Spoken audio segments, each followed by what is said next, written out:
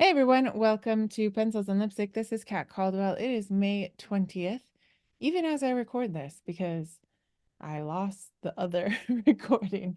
Anyway, this is episode 231 of the podcast. And if you guys haven't been listening lately because of graduations and all the things, you're not going to want to miss last week's, which was Claire Taylor, and she's talking about sustaining your author career. That is Sustain Your Author Career is her latest book, and we talk a lot about the changing publishing industry and what we can do going forward. Today, I have with me Chelle Honiker. She is the mastermind, well, one of the masterminds behind Indie Author Magazine. I'm holding it up if you are on YouTube. I actually have like three, you know, copies downstairs, but because I like having them where I can just have my coffee and I can pick up the magazine and read it. Of course, it comes digitally if you like to have your magazines digitally. I just know that I won't end up actually reading it if it's digital, and so I like to get the glossy cover. I just also really like mail, so I like to get it in the mail. But we're going to talk about how she came up with the idea with a couple other people, and then what the magazine and this group of people are doing. So they're doing other things as well. Um, and I will have all the links in the show notes below. The Indie Author Magazine and then Indie Author Training is something that we talk about as well. So it is May 20th, as I said, and somehow time is just flying by. On a personal note, I got back from Cuba on the 11th. So whenever you say the numbers, you're like, oh, well, that was a long time ago. And then you look at the calendar, you're like, oh, that was like a week ago. Um, you know, we got back just in time for Mother's Day, which was lovely, to see my kids and, to know that nothing had changed basically as they are poking each other in the car because, they're siblings and why not? You have to do that. So I got Bended Love edited and before going to Cuba.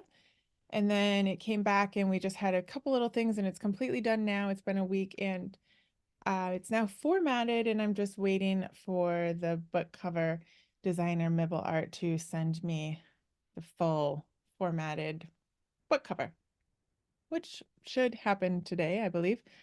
And then all of the digital items will be uploaded. I will probably get the, the prototype of the book, so I I go back and forth on whether you should order prototypes. I mean, like, good thinking is that you should order prototypes and just make sure you haven't messed anything up. And to be fair, when I got the first prototype of Bended Loyalty at the very back, like the last page, um, it it had like the page where you say what's next, and it has the cover of Bended Love on there, and it had the title like printed twice. And to be honest, when I showed it to people, they didn't see it right away until I pointed it out. It's like a very minor mistake, not a big deal, except that once you see it, you fix it, right? And so had I ordered the entire box of them, I would have groaned and moaned about it. But since I had only ordered the prototype, I was able to fix it and then um, order a box of books that, as far as I can tell, is as close to perfect as you can possibly get. Yay! My achiever really likes that. So um, now I just have to do that with Bended Love, and we are on time to get it out in June. That is kind of like, because my responsibility is so high and my strengths, that's like, if I set a deadline, I really want to hit that deadline, right? Now, my biggest problem is as an author is to still focus on the book launch, the wide book launch of these books in September, and not um like believe that it's over. So as much as I like the Kickstarter for giving me that sort of boost, I mean, I have a lot of the social media that I need. I have a lot of the knowledge and the emails and the things like that that I can just reuse in September. But it's the emotional side and the mental side where you're like, oh, but I already did that. And then you have to remind your brain, you only did that for the Kickstarter, you have to now do it for the wide campaign. If you know, you know, right? Like if you've come out with a book before, and maybe you're on your second or third, it's like that shift of like, you're not done yet. You have to keep going. And maybe, depending on your personality, your Enneagram type, your strengths, you might be able to sort of compartmentalize those better. So because I'm also an achiever and I've been talking about the historical romance a long time, I am really determined to finish those. Uh, and I think I told you guys I plotted out the third one before. It's the first book that I have completely plotted. So that is exciting. But I wasn't able to finish the second one before Cuba because of time, honestly. And so I'm trying to finish that by the end of May. That's the goal as I look at my calendar. And then, send out Kickstarter and then start the third book. And it just, when you say it out loud, you're like, that's insane. But it's what I do. I don't know. And this is probably why I'm always then frustrated that I'm not getting enough done in air quotes, because I push myself to make a list that's almost impossible. So Cuba, is a beautiful place. Has beautiful people. Um, my personal opinion is don't go there unless you can help them. It was a really interesting experience. I will be going again. Um, it makes you very grateful for where you were born, wherever you were born. If you weren't born in North Korea or Cuba or a couple other places in the world, man, you just already are able to do so much more. I found a woman there who does in translates books for fun for herself, and we were talking, a really lovely woman, and I would love to be able to pay her to translate my books, but there is no way to pay because of the embargo, but not only because of the embargo, but also because they are not able to set up a digital bank account through, because their bank is nationalized. It's quite the mess, right? And so it did give me a different perspective on book pirating. She was looking for books and she was trying to figure out a way to buy this book. And she was saying, a lot of times we end up pirating the books because they literally have no way digitally to pay for a download. Now, I've never been one to really scour the internet for my book. I'm sure it's out there. I'm sure it's pirated. You know, it just is what it is because people do what they do. And I've never bothered because I'm not in KU. KU is not going to shut me down. I'm already wide. And honestly, way in the beginning, that was one of the reasons why I went wide, because I didn't want to spend energy finding it. I figure if you're able to pay for it and you pirate it anyway, you're the type of person that I wouldn't be able to convince to buy my book anyway. So I technically am not losing your money. Um, if you're unable to buy my book, but you want to read it, I would rather you read it. And so I told her that. I said, some authors are going to have a different opinion than I do.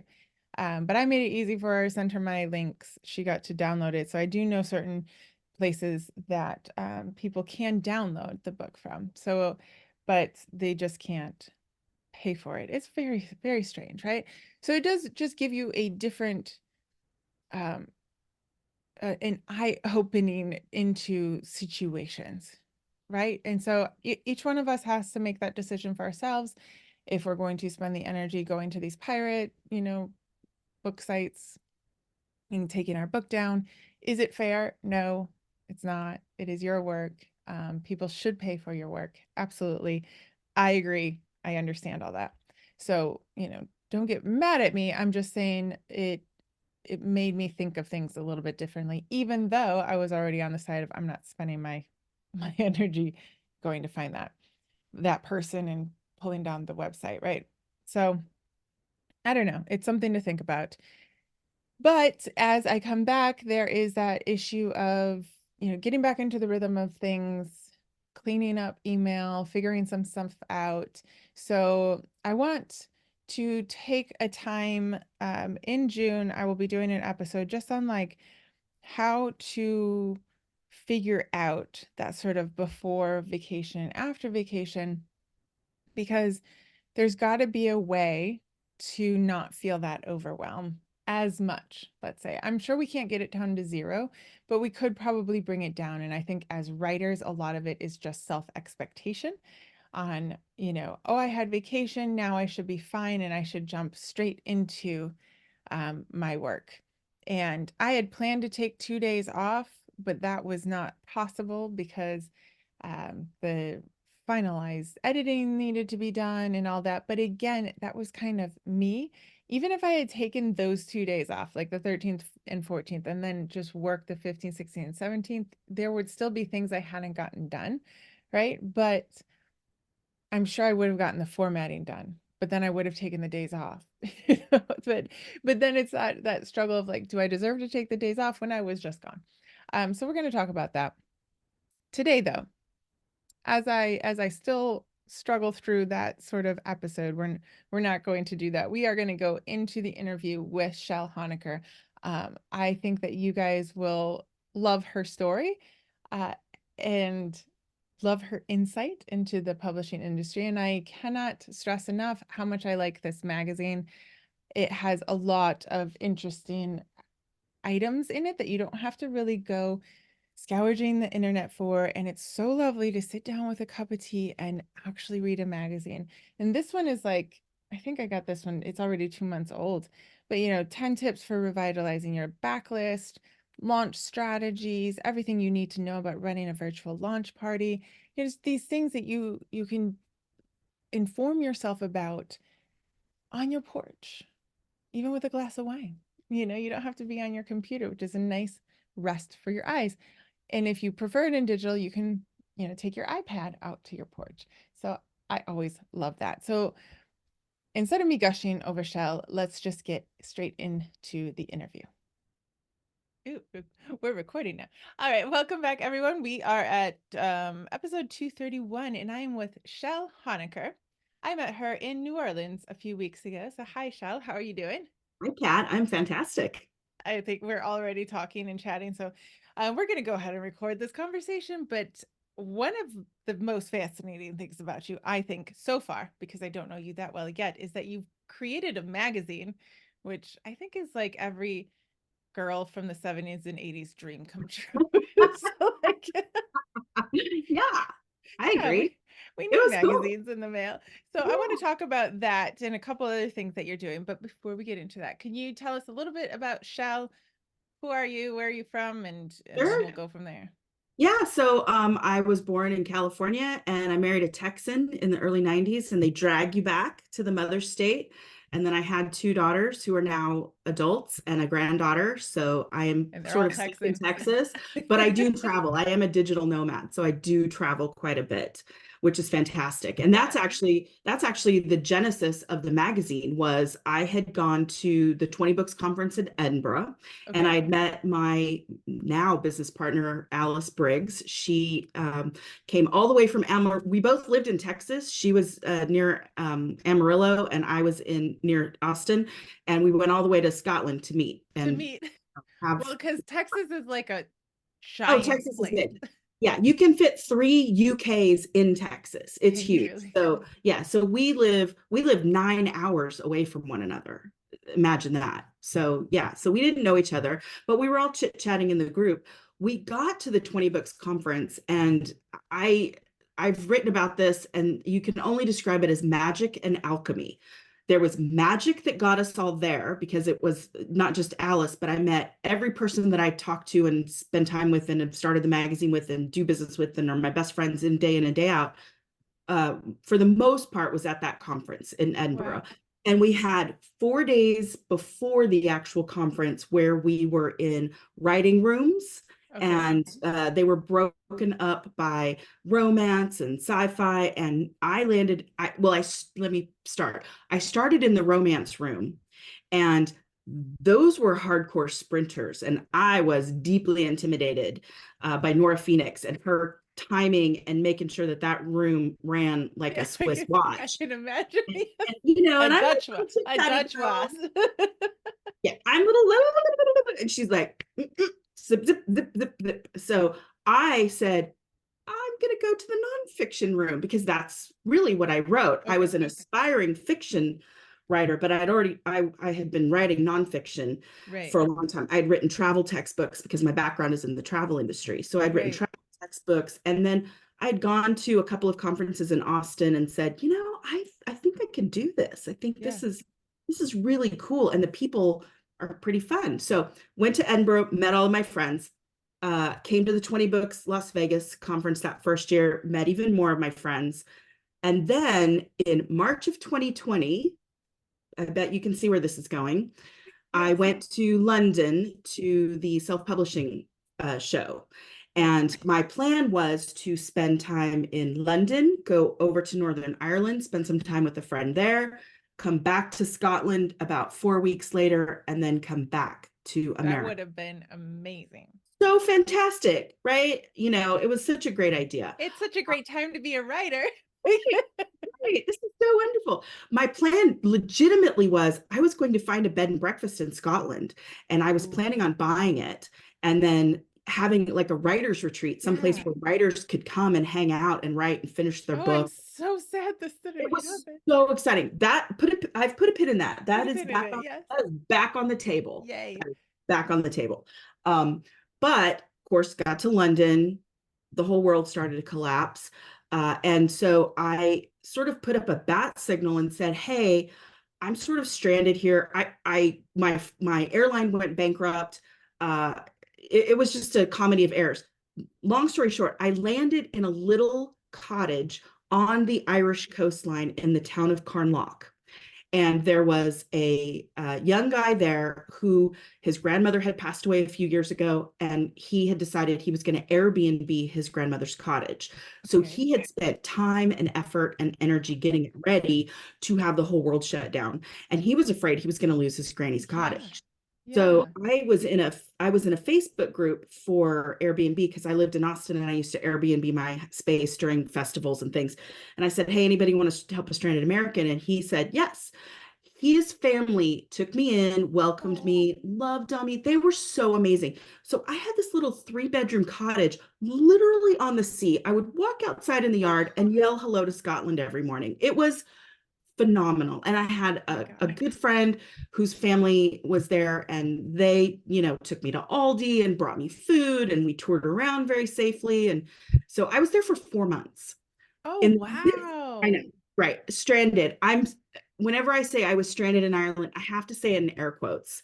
Yeah. I get in trouble if I don't. Well, Like my thankfully you daughter, didn't feel stranded because some I people did. were like far, I didn't. I like felt safe. your Yeah, I kids were felt very, grown. You didn't have to you didn't yeah, have to get home. I didn't have to get home. I mean, if I had to, I could have, right? I You could have. could have. You could have started swimming. Well, I could have, except as time went on, Yeah, it got worse and worse. closed, right? The embassies were closed. Like you couldn't find Yes. resources. I was like, I I wonder if think we forget, like, right? It was supposed to be 2 weeks. It was like, I can do this for 2 weeks. exactly. And in fact, that's what my airline said. They're like, it's gonna pass. Just wait. We'll get you back. Don't worry about it. It'll be fine. And then, I was calling my airline and like, I'm sorry, we're bankrupt. I was like, okay, that's sure. Okay. Oh, so you So, and just then lost there that were ticket. I eventually got it back, right? Perfect. But at that point, they were not flying Right. anymore. Right. There were no seats to be found. So I sort of threw up this bat signal and said, "Hey, does anybody want to write with me? I'm by myself. I'm kind of bored." So we started sprinting twice a day, Okay. and there were Oh, wow. friends in England, Scotland, Kuwait, Germany, um, Albania, Cyprus, the States. Uh, I mean, all over the world. We And were all are these people that you had met in at the 20 books 20 conventions books. and you just Yep. sort of kept so Yep. you're a good connector, right? You're like have you love you're a bit of a I relationship person. Yeah, I feel like I am. Yes. I feel like it's all been kismet, right place, right time. I think, Right, true. that's True. the magic was getting us all in the room together, and the alchemy is what we did with it once we got into the room. Right. We were all at that point.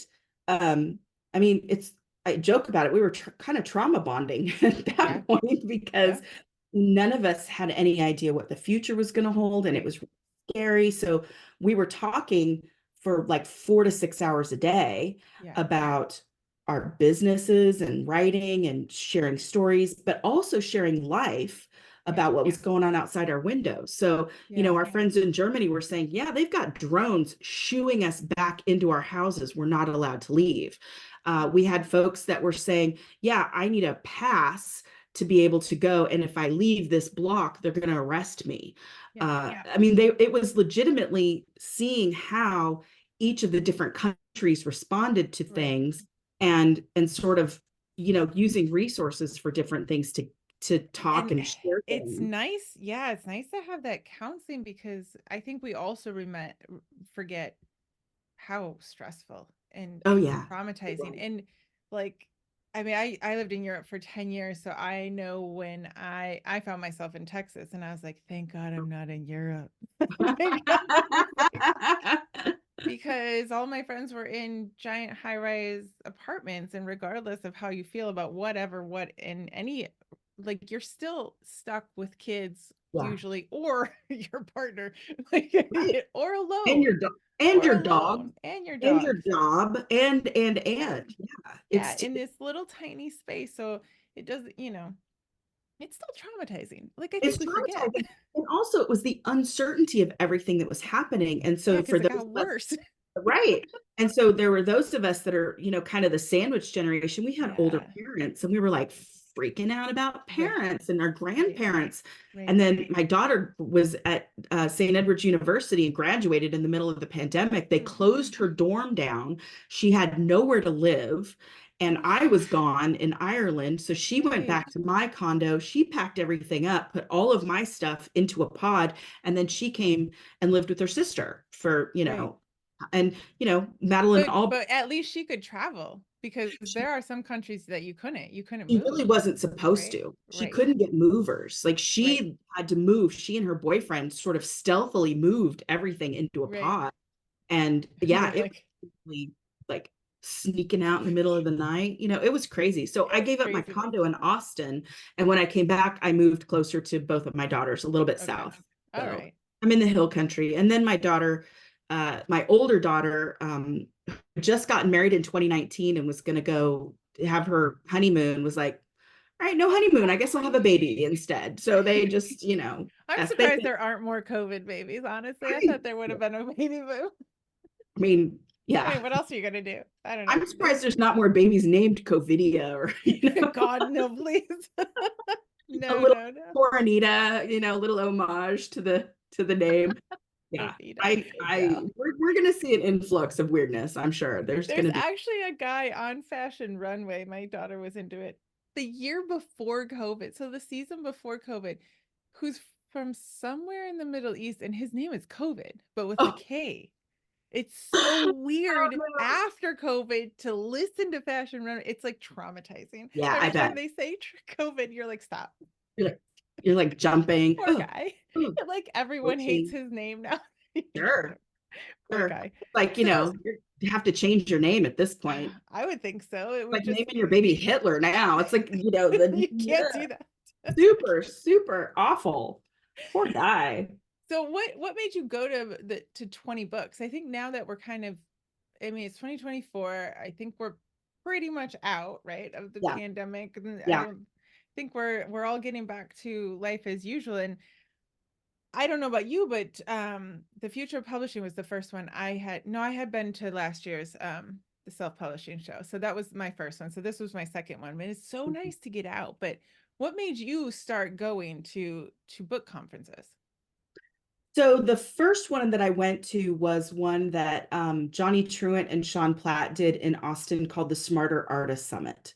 Oh, that And sounds nice. that was the first time that I had been around people that were defining success on their own terms and had sort of captured.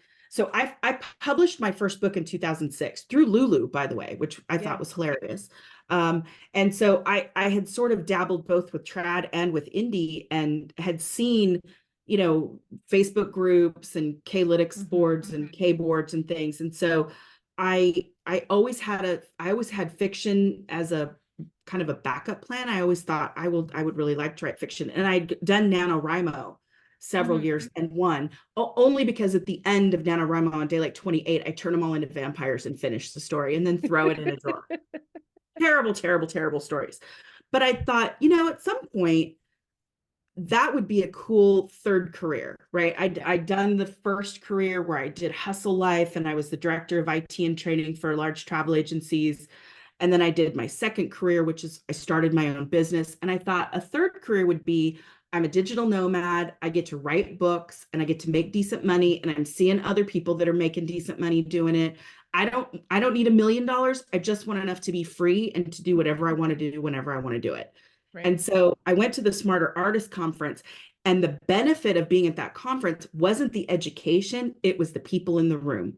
It was the Mm. wisdom in the room. It was meeting Michael Anderle and meeting Craig Martell and meeting Honore Quarter and meeting Jamie Albright and Mary Mayweather. And like I can name 30 other people who are now sort of titans in the industry that have gone on Right. to have longevity in their careers. But also, we were all just sort of figuring it out together. Yeah. And so that was the benefit of it is yes, the programming was great.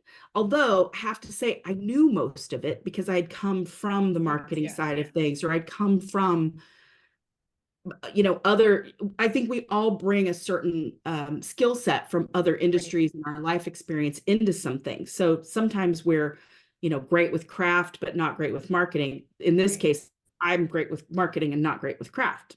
Right. So yeah, so that was the benefit to me was that. So did you Um, just like see that benefit and then I wanted saw more? that benefit tremendously. And then I got connected with Mm. Craig and was talking to him about he wanted to do a conference in Las Vegas and my travel Oh, background. this was before he started? Oh yeah, yeah. I saw the Okay. light bulb go on in the back of the room. It went over his head because we were all jammed into this. And this is no slam to Johnny or Sean because they've talked about how terrible that conference in particular was. We were in theater style seating, 10 with the aisle, and then 10. There were like 200 of us in Oh, a wow. not even a ballroom, like a meeting room at the Hyatt or Hilton, one of the, like a hotel. Yeah. And we were crammed in there like sardines. And so it was terrible. It was a terrible experience for all of us. And Craig was in the back going, I can do this. And so that was, he launched 20 books after that. Right. Wow.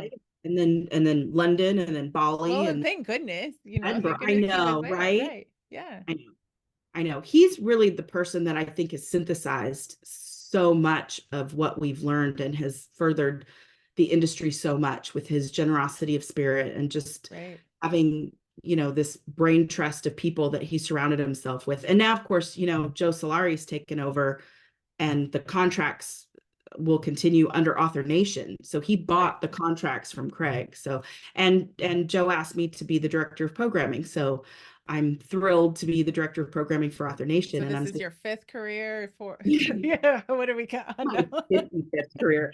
I'm literally not allowed to buy any more domain names or start any more businesses. Alice will kill me dead if I He's if like, I first we start. gotta. So Yeah.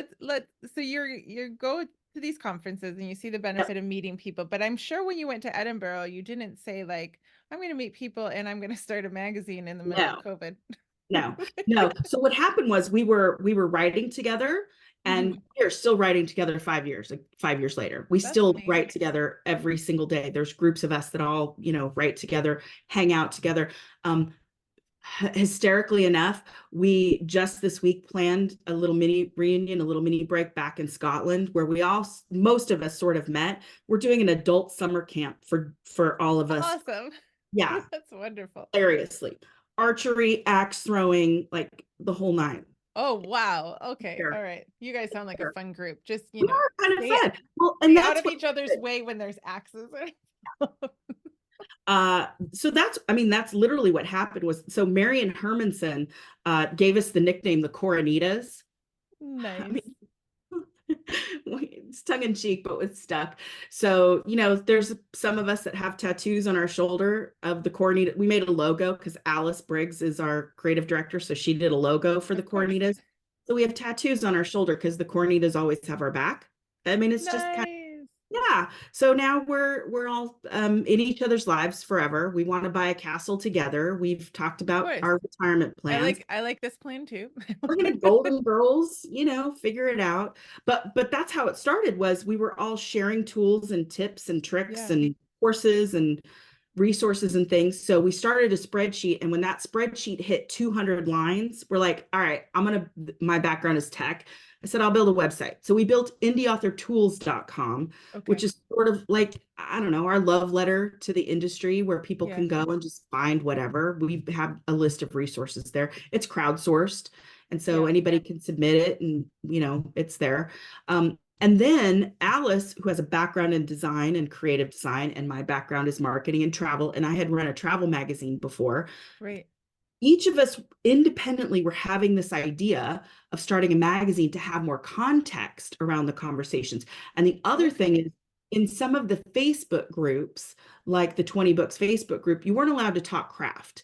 And I mean, mad respect, like, it's your playground, your rules, right? We'll Hmm. respect whatever. But we said, well, we want to talk about craft. How can we Right. talk about craft? So we just built our own little playground. And that's what happened, is the first 22 of us got together and decided we were going to put together a magazine so that we could share resources and talk about the things and research the things. And so that 22 went to 44, went to 88 writers. There's 88 88 writers. writers. 88 writers that write for Indie Author Magazine. It is all, organic. It's a side hustle for everybody. We have a fantastic editor-in-chief, Nicole Schroeder, who edits things with precision and We need brilliance. those people. Yeah. We do. She's a journalism major, so she takes my hyperbole and she wrangles it. So when I say this is the best thing ever, she'll go, "No, it is a thing." It's a thing.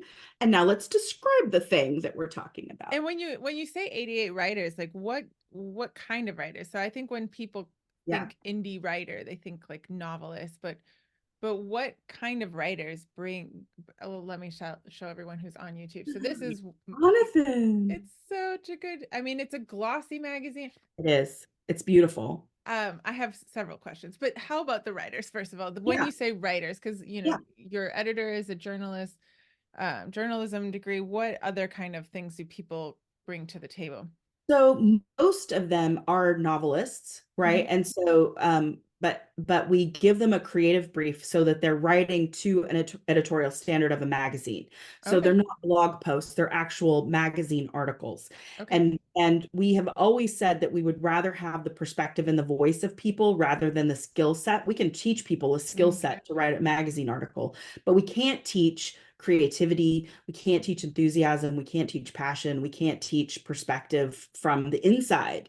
Okay. So the inside perspective is what we care about. People, everybody that writes for us really is in the inside of the industry. So they're all working indie authors. Now, Okay.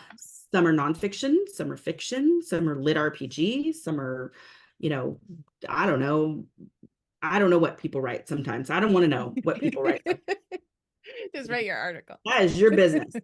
Some But have, they I but guess they they have different all pen names, right? So we might not ever know, but yeah, some of them have secret pen names, and yeah, that's just not a rabbit hole I want to go down. I'm perfectly fine not knowing. I probably read their weird stuff, but I don't want to know that they wrote it. yes, hence secret pen name, right?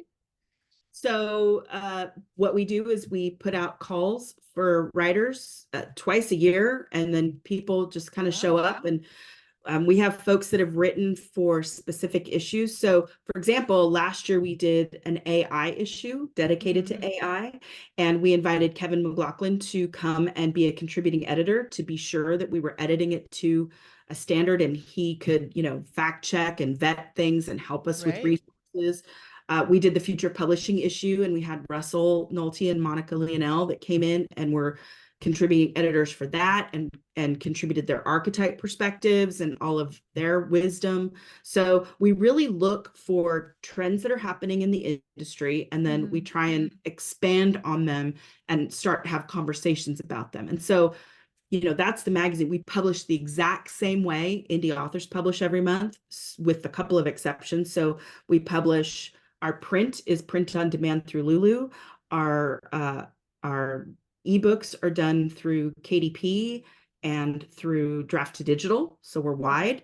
We also publish on two apps. We have an app in the iOS store and an app in Google Play. Okay. So you can download, yeah. And then we have full color versions of the magazine in our apps. And then we also have audio versions of every one of our articles. And we have a podcast compilation of all the articles. So Wow, you guys have a yeah, it's lot. super ambitious. Yeah. It is very, and it's how old? It's three, it'll be three in May. And I really want to slap the person that decided to do this monthly. It would be me. That would be It's me. Hi, I'm the problem. It's me. you. Yeah. But now, you know, it was a startup. So we were building a Mhm. business and we were building a publication at the same Right, time. right. And I really have to give credit to our first two contributing editors that really launched us was Robin Sardi and Erica Everest. And they came in and tag teamed and they took care of all of the content for us in those first, 5 or 6 months until we kind of got off the ground so that Alice could work on the creative part and I could work on the business part. And then they Right, both cycled off to go write books, which is really how we want it to work. We want everybody to keep right. writing their books. Like, I don't ever want anybody to work full time for the magazine, ever, ever. I Yeah. want everybody to be writing their books. And so they cycled off to go do their stuff. And Robin's working with Nick Thacker and Erica's writing books on MailerLite and tons of stuff. And she's teaching and she has a conference in Ireland that she's running. So, we are all springboarding into different things and Yeah. different avenues, which is fantastic for us. We love to see that. Right. And Which also so, helps you guys stay like in the know yeah, because this is an industry that changes constantly. it does. It does. And we've been really, really excited to have, really strong partnerships like with Ally and Orna and her team. Right. They contribute an article to our magazine every month. We contribute articles to them. So we are able to, exchange information and have that strong relationship. We have a great relationship, obviously, with Author Nation. Mm-hmm. We talk a lot about them. We have a great relationship with self-publishing Formula. And, they were our first advertiser for Really? quite a while. They were right there, helping us build the business. So That's we've been cool. very, yeah. I mean, this is probably one of the most generous industries you Yeah. can imagine. We're Yeah. we're just yeah, we're blessed for that. And of course, Nink and that it's a fantastic collaboration between all of us. I mean, we're so young. It's such a young industry Right. that it's kind of cool that we're all supporting one another, even though technically some of us are competitors, but really it's more like co-opetition rather than competition. Yeah, that's true. That I don't think many other artistic endeavor and much less like other industries are as collaborative or want to see the success of others as Yeah, much as our industry. I think we really do believe like the more books there are, the more people are going to read, the more right. books they're going to want. Like I think that sort of like follows us. I've never been to a conference where like someone thinks they're better than someone else. You know No, what I mean? no, Even though I like agree. I will be like, "Oh, you're like so far ahead of me." That's not how they act at all. And it's really inspiring. I think what also people that get it early on that you're not competing Hmm. to sell a widget, you're competing with really a marketplace, you're competing Right. with others' attention. And so if you think of your product as a satisfied customer and you can recommend other people that will help you keep that satisfied customer. So for Right. example, if I write urban fantasy, I it's not one sale, right? I'm not competing to sell that one book. That one person, that one satisfied reader is going to read multiple urban fantasies. And so if I can collaborate with other people, then we can keep that satisfied customer in our ecosystem and sell to them over Right. and over again, which is completely different than other sales engines, right? So other Sure. sales engines look at things like a funnel, and you have a top of funnel, and at the very end you have a sale, and you have to move people through this. But in our industry, you are working more with the flywheel, and so you have a contact point and then a sale, and then a contact point and then a sale, and then a contact point and then a sale. And those contact points might not be you necessarily True. touching. Yeah. It might be other authors, but you keep that customer in that cycle of sales and satisfaction rather than trying to get them to the zero sum game of a book, of selling a widget. We Yeah. sell Oh, widget. We I sell like it. how you say that. Yeah. Yeah, Yeah. we don't sell widgets, right? We don't sell buttons or you know, widgets. We sell experiences. We sell Right. dreams. And Yeah. so Things that people are going to want over and over over again. and over again, Yeah. over and over again, and it's limitless. And that's also why I'm not threatened by generative AI. I think the Yeah. humanity of generative AI cannot, I mean, humanity cannot be replicated, No. and your connection with the customer cannot be replicated. Right. You Yeah. know, it takes a little more work on our part to be sure that we have that connection with our customer, because we can't just leave it to retailers and we can't just leave it to Yeah. the single sales transaction. You do have to have a connection You with do, but that's kind of fun too, right? Like it can be a lot of hard work, especially if you don't know it, but like doing things like getting, I mean, just this I've this copy alone, I've looked at like several times um because people are sharing constantly, right? If I'm not a huge marketing expert or I don't know, graphics or book launching or whatever, I can constantly go out and find that information, right? Just that in this industry, people are willing to share and They are. And I think too, one of the great things about it is, and this is sort of why we started the magazine, was because you can have competing theories and competing mm, thoughts of things. right. And so, for example, we've always featured people that talk about ads, Hmm.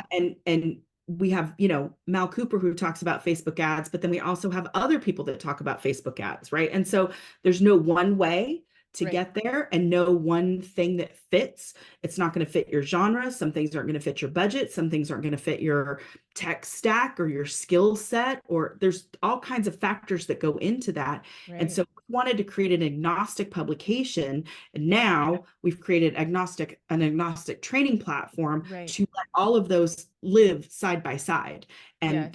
stay there side by side, so that people can pick and choose what works for them and discuss what works for them and think about what works for them and try things and fail Yeah. fast. Yeah, there's all kinds of ways to do that. So it's just I really love that idea because I think that it's always difficult to in a lot of industries. So like in 2018, I decided to read two business books a month because I realized I had published my books and I hadn't a clue what I was doing, right? It was really difficult for me at the time with little kids to find the business in the creative sense. So I went looking, and that's partly why I started the podcast because I wanted people to tell me, what are you doing in a creative business, right? Um, Actually, I forgot where I'm going to go with this. I have that So I'm effect on like, ads. yes, wait a You minute. I totally wanted suck to the say, oxygen out of the room. okay, I'm but totally aware of that. being agnostic, this is it.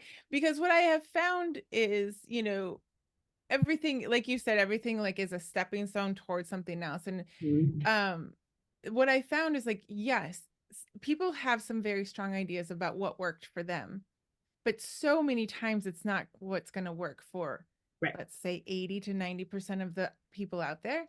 So Yeah. you have to keep this sort of open mind to it's not that you're bad at marketing, it's that you haven't found the way that works for you, Right. and I got to go find someone else, and there's not just one way to do it, and there's not just one software, and we kind of have to accept that. So I love that you guys are like that, where it's like, well, we think it's great what Mal's doing and we think it's great what other people are doing, but they're not like the one person in the world. That's Right. like that's And a heavy weight to carry it is, too. and I love the fact that she's humble about that. And Yeah. Mal will be the first person to say, "Look, I'm going to give you the best information that I've got, but I don't know your circumstances or what Right. you're doing." And so, you know, you can trust what I'm saying factually, but that doesn't mean an application that that's going to be the best solution for you. And I love that. You know, again, in this industry, we're generous, but a lot of people are really humble about, Mm-hmm. try it. Let's see what works. Let's see how Yeah. that works for you, and keep going. Yeah. The other part that's so, you know, that's kind of the fly in the ointment in a lot of ways is what worked 2 years ago doesn't work today in a lot Yeah. of ways. Yeah. And what worked 6 years ago when we were in the the gold rush. We talk about the gold rush days a lot, where you could just throw a book in there and people snap it up. That's gone. That's gone Right. too. And I think there is some level of generative AI that's going to impact that for a period of time. I don't think that that's going to stay. We've had things that have, pendulums have swung back and forth. I think people are drawn to good work, and Yes. without human intervention, just a spit out book is not good work. We've No. always had that. We've always had people that have done book farms and ghostwriting Yeah, farms and those kinds of things. And the market quickly corrects itself and those things, go it away. does. Yeah, Yeah. that I always tell So, people like, well, good luck to them selling it because in the end, sure, throw a book together with sure. ChatGPT, do it. Now go try to make some money out of it.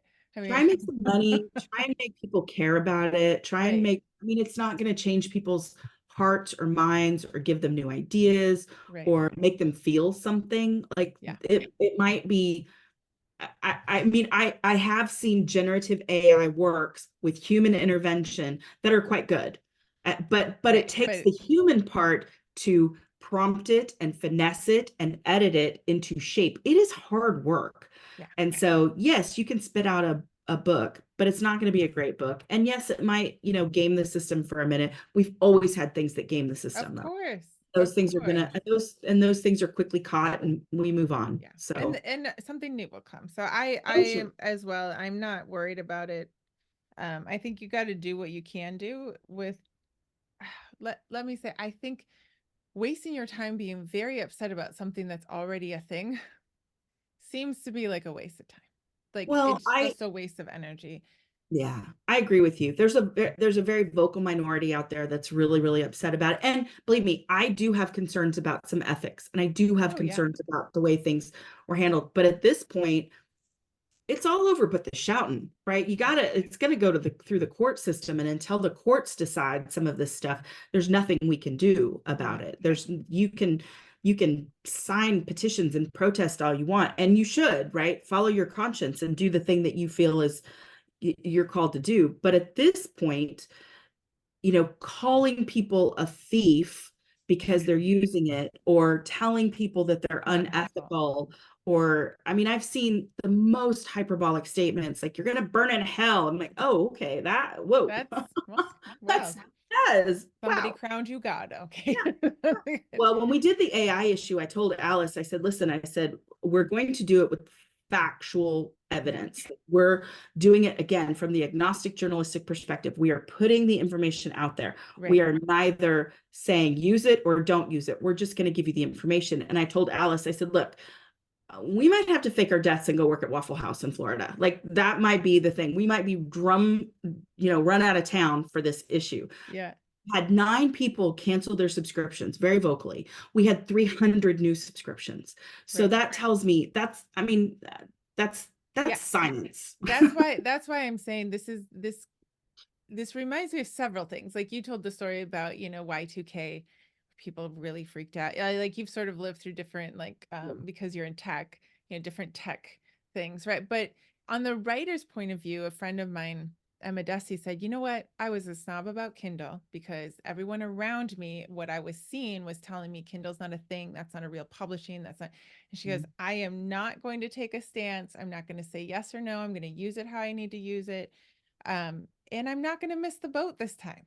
Like Yeah. that's just not what I'm going to do. And I think like it's a very for anyone so agitated by AI, it really like I don't know, I think you're becoming the minority. Yes, there are ethics. There are ethics about everything. Like quite frankly, somebody could be taking your book, translating it into a different language that you don't speak or read and selling it. I mean, that could be happening. It Mhm. just there's no way you're going to stop that.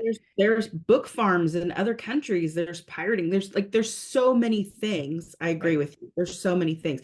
I think at the end of the day, you need to follow whatever conscience you have and whatever guidance and whatever guardrails you have for you and your business, Hmm. and not worry about what somebody else is doing in their business, right? If Yes. someone else is choosing to do it, then you know just like you wouldn't want someone to judge you for the way that you run your business, don't judge other Right. people. You That can would be, make choices, like you can choose, I don't want AI artwork, I don't want AI in my, editing process. Sure, that is your personal choice. Follow your bliss.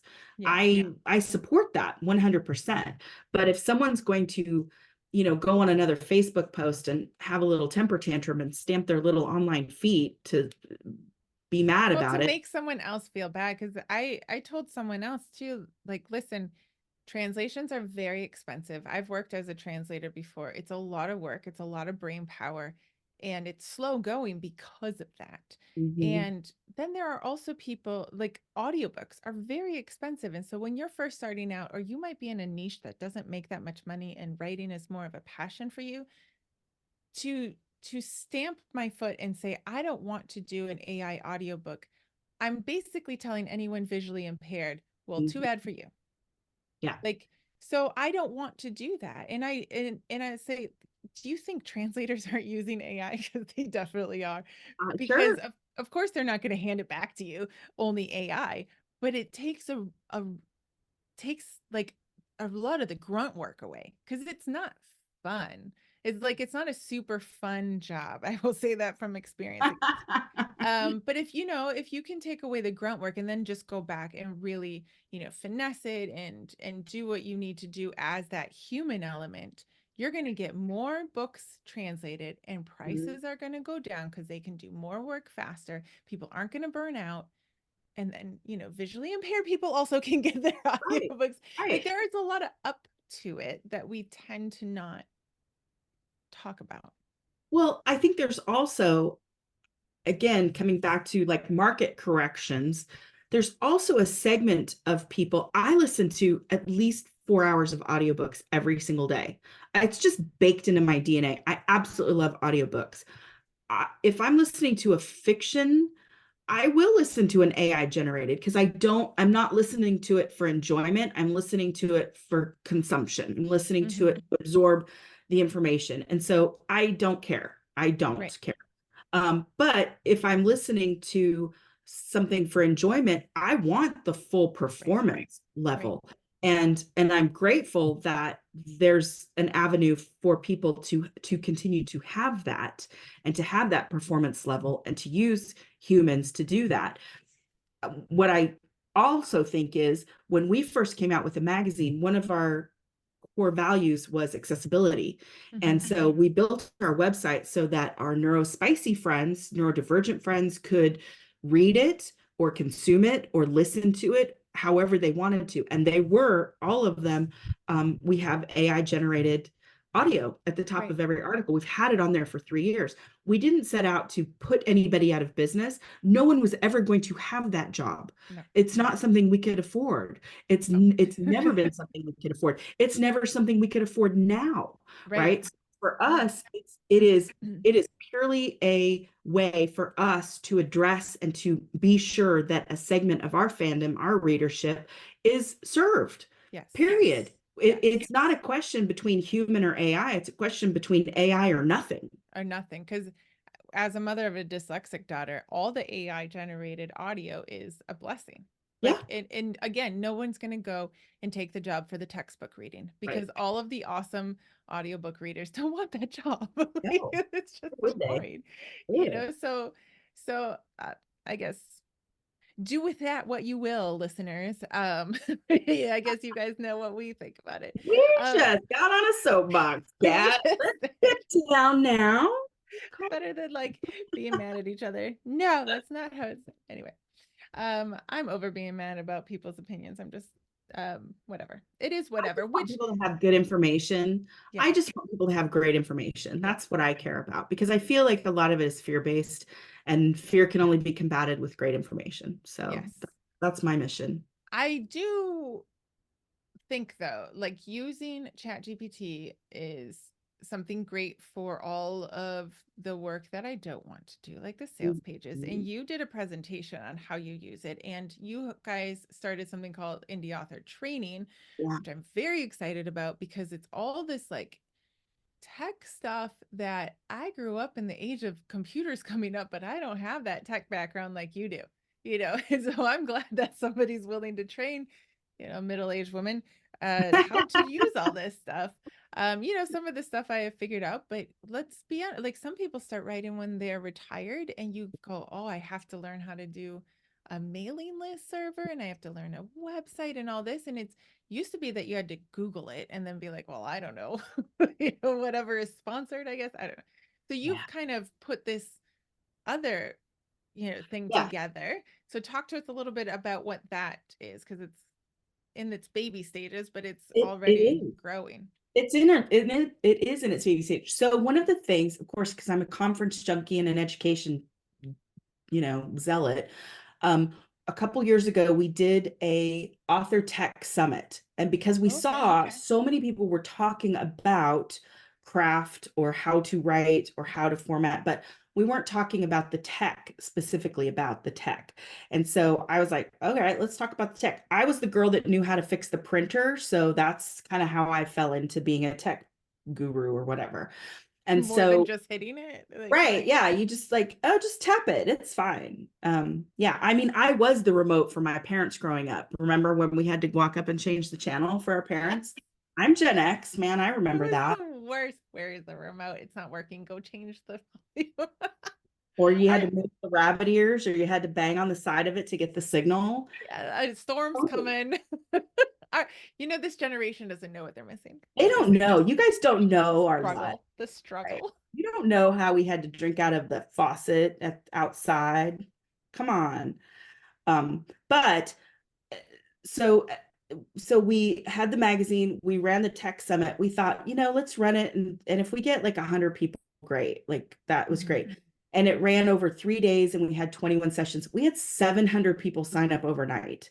It was That just, doesn't surprise me, so honestly. we went, hey, here's a problem that doesn't have a solution yet. Right. And so we kind of stewed on it for a while because we really wanted to do it right. And my, most immediate background was as a learning management administrator and an instructional designer for some biotech companies.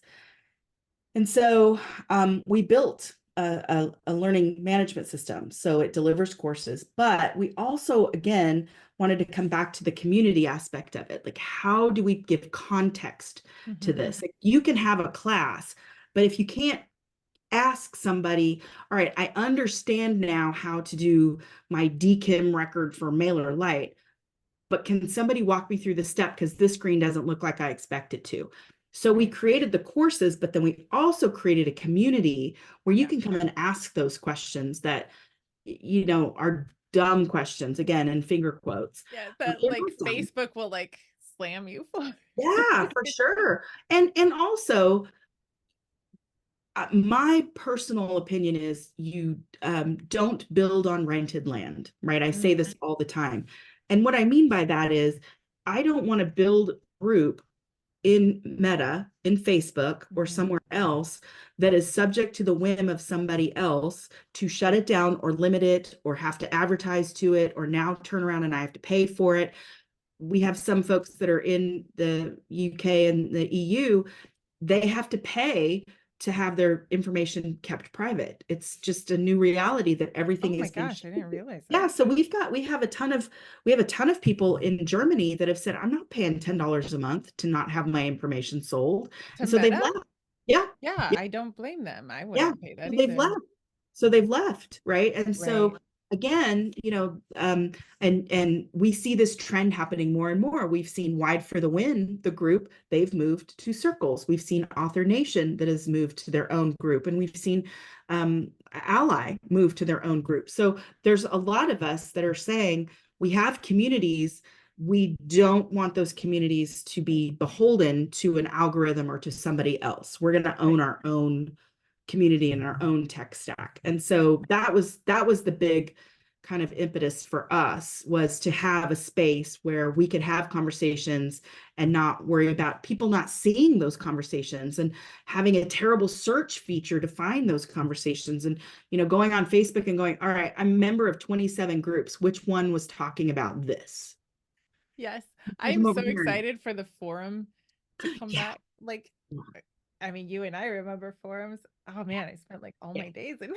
We built a forum. There are forums there. Exactly. I I love mean, you it. can, I love it's it. forums plus emojis. Hey, I like the best of all of it. It So is. it looks like Facebook. I mean, it looks like a Facebook interface. So it's comfortable and people can use it, but it's also functional and it's not designed to be one more thing. It is designed to be there when you need it, right? Mhm. So but we talk a lot about wellness and we talk about getting up from your desk and we talk about checking in and we talk about community and how you can stay connected and find your tribe.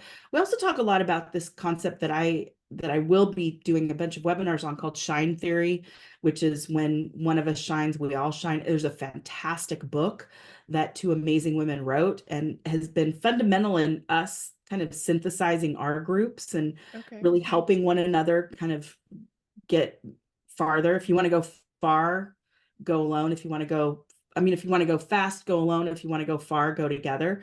And Right. so those are the kinds of conversations that we're going to have over on indieauthortraining.com. And we have webinars. And then here's the other part. These are not courses that I'm teaching, although I love to teach. I mean, you can't shut me up for the most part. I mean, that's my background. But we created it to be a marketplace, an Etsy-like Okay. marketplace where all kinds of people could teach. So Inez Johnson is coming over and she's bringing her courses on romance tropes and she's Oh, bringing wow. courses on, yeah, she's bringing courses on marketing and how to create things. And then David Vergutz is teaching horror writing. It's like, oh, cool, that's amazing. Yeah. And, we've talked to tons and tons and tons of course creators and said, just put stuff in there. Ricardo Fayette from Reedsy is Yeah. putting a course in there, and Stu uh, Grant is putting a course in on how to build a website with Wix. Like, Yeah. I don't know Wix, but sure. So Right. again, it's a collective, right? We're building a marketplace where everybody can have their courses in there. Some will be Right. free, some will be, paid, but they'll So all do be they choose that? Like how? you can choose like, well, we'll have courses from everybody. So if like Janet Margot is going to do a course on Amazon ads, and so if someone else wants to do a course on Amazon ads, great. And then we'll Right. have the conversations in the groups so people can say, which one do you think is going to work for me because of these Right. factors? It's Yeah. not that one course is better than another course, it's which course is the right fit Right. that Right. particular. And so you'll have a whole marketplace that you can come and talk about it before you buy a course and then Yeah. go through that course with people and with the instructor. And, we're there to support as the magazine to give context and point back to some articles that we have and Sure. more information. So it's a full ecosystem as opposed to just like Teachable or Thinkific, which are great. They're great products, but they're Yeah, not but an, they're so separate. Like you yeah. have to know. So how do people become part of this?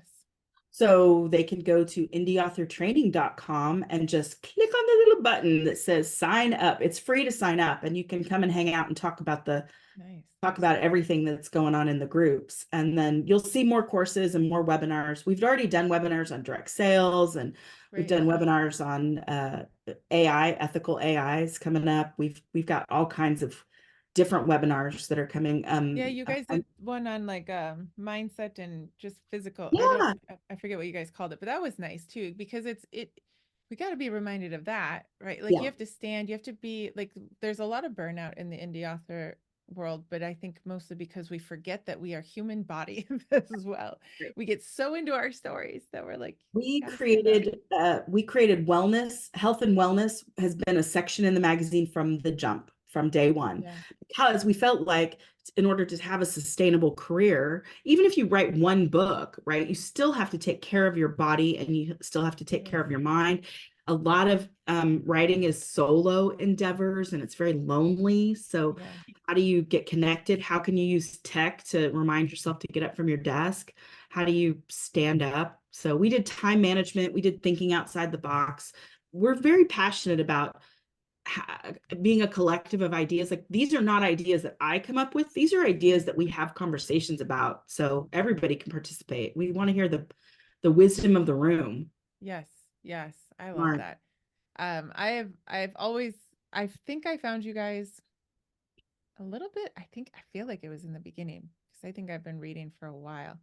When Tammy Lebrecht, like that was like the third episode, the third one that I It's had. pretty, It was so pretty close exciting. to. Yeah. Tammy Lebrecht was one of the people that I met at that Smarter Artist Conference in 2017. 2017 or 2018. Yeah. Wow, that's so Again, cool. like you look around, you go, oh, there's there. I mean, it's just, Well, and how fun to see people continuing, like people that you've met, they've continued, they've made it through the pandemic. They're, finding their success, and they're maybe they're not exactly where they were in 2018, but they're like finding their niche, right? And that's got to be exciting. it is exciting. It's exciting to see where everybody's going. And it's also exciting to know that the options are limitless. Right. It's just phenomenal where we're going. And just changing gears for a second to Author Nation, I've gotten 400 submissions for people to speak at Author Nation. So we really do, and we only have 100 spots.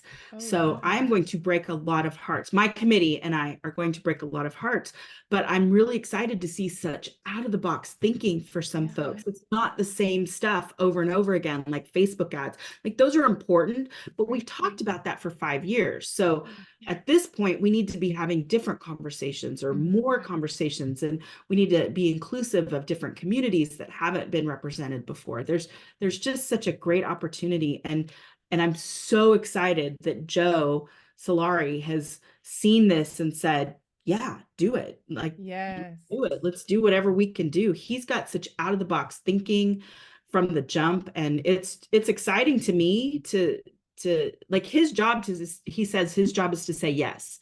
So if I come to him and I go, hey, what's your stance on fire? Like, can we like I'll just go, okay, yes, but let's talk about the insurance that has to come with that. Well, I love your stance also, like Jonathan Yen is like, people aren't just romance writers or thriller writers. And I've actually talked to a couple, I won't say them, a couple organizations. I'm not going to say the names out loud. Where I was like, hey, there are other genres. Like, when Yeah. are you guys going to kind of break out of just these six genres? And Yeah. to only be talking about novelists as writers is not really inclusive at all of what's going on in the world, like Right. screenwriting and lit RPG and gaming, and I mean, Subscription, newsletters, Patreon, like yes, there's Kickstarters, like there's so many ways. I almost wish that we hadn't named it Indie Author Magazine. I almost wish we had figured out how to name it Indie Storyteller Magazine, because at the heart of what we do, we're all storytellers. right. And we did, and we have tried to reinforce this, that indie is not self-published. Indie is a spirit of taking charge of your career. I like that. That has been from the jump. Like that's been, you could be trad or hybrid or self-published. I don't care. You could be, a novelist or produce audio books, or, fire aerialists, but telling a story. Like there are so many ways to entertain with the storytelling Hmm. method. You could be doing like Jonathan does and producing film, like Yeah. amazing high quality stuff. He and his wife are just the most humble and sweet, and they deserve all the success in the world. And I was so excited to put him on the cover, especially because I love to tell the stories of people that inspire other people. And that's the only criteria for being on the cover, is I want you to have a story where someone can see themselves in you. So we've had people that are not even authors. We've had editors. We've had lit RPG. We've had couples, because they do things together. Right. Danielle and Dakota Kraut, they do it together. So they're on the cover together. Mal and Jill Cooper are a package deal. They were on the cover together. So Right. yeah, so there's no success definition or sales threshold. Mm. That's absolutely the antithesis of what we are looking for. We want to see inspiring stories of people that have defined success on their own terms. Yes, yes. And I love it too, where like you might be a storyteller, but maybe it's not novels, just like maybe it Right. is movies, maybe it is screenplays, maybe it is Yeah. whatever. So I love how broad really you guys go, and like agnostic again. And I think that's just a really great term That's for you just the guys. word. Yeah. Yeah. It's a drinking game around here. We're usually drunk if we start to say it that much. So if they want to join your trainings and all that, they're going to go to indieauthortraining.com, and I'll have Yep, the links in the show notes. And then it's really easy to get the magazine. It's indieauthormagazine.com. it is. Correct. Yeah. And if you go, you can get the first issue for free. So we would love for you to read it. It comes in an EPUB, which is the articles, so you can side load it onto your e-reader. You can Right. highlight it. Like we have people that are in it for the articles, like read it for the articles, and then we have the beautiful full color PDF, and you can read it with all the color that Alice intended for it to be seen. I'm not I really allowed to. like my paper one. I used to be, like when I was a kid, I was like, I want Mademoiselle and all that. And my mom was like, no, those will make you not like your body. So I Oh, never got the magazine. So now I'm like, this is mine. we deserve it. We deserve this magazine. We deserve it. We're a legitimate force in publishing. And so again, indie is a spirit. It doesn't mean that we're vanity press or relegated to nobody puts baby in a corner anymore. Exactly. Love it. Well, thank you, Shell, so much for coming on. I feel like we could probably talk forever, but I'm just going to tell people go get the magazine, go get on indie author training, and become part of the community. And just I don't know, get to know people. You might find friends like Shell I, did, and yeah, start your own thing together. start your own thing. Start a magazine. I mean, sure, we're We need fine more with magazines. Yeah, that. I'll get it. I'm fine with that. The more information that's out there, the better. That's fantastic. Exactly. Exactly. Well, thank you so much for coming on. Thanks, Kat.